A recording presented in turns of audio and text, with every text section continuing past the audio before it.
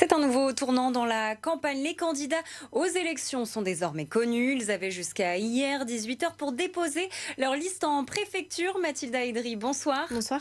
Alors Mathilda, on entre désormais dans la campagne dite officielle. Oui, ce sera à partir de lundi précisément. Dernière étape avant ce lancement, le tirage au sort des panneaux électoraux.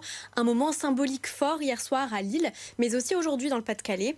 Alors comme vous le savez, les affiches ne sont pas collées au hasard. Chaque liste doit respecter son emplacement. C'est ce qui permet aux électeurs d'y voir clair. Et ce tirage au sort détermine aussi l'ordre des bulletins dans les bureaux de vote. Dans le Nord, chaque commune dispose d'au moins une liste et la moitié des 647 communes disposent d'ailleurs d'une seule liste. Écoutez.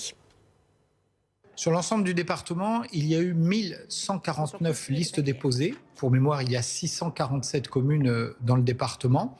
Dans l'arrondissement de Lille, au tirage au sort duquel nous procédons actuellement, il y a eu 259 listes pour les 126 communes de l'arrondissement de Lille.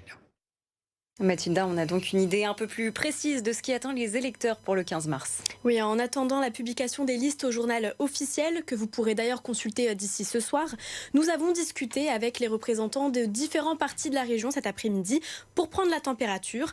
Alors côté RN, le parti annonce avoir 45 candidats dans le Pas-de-Calais, la majorité dans le bassin minier, 22 dans l'arrondissement de Lens et 11 dans celui de Béthune.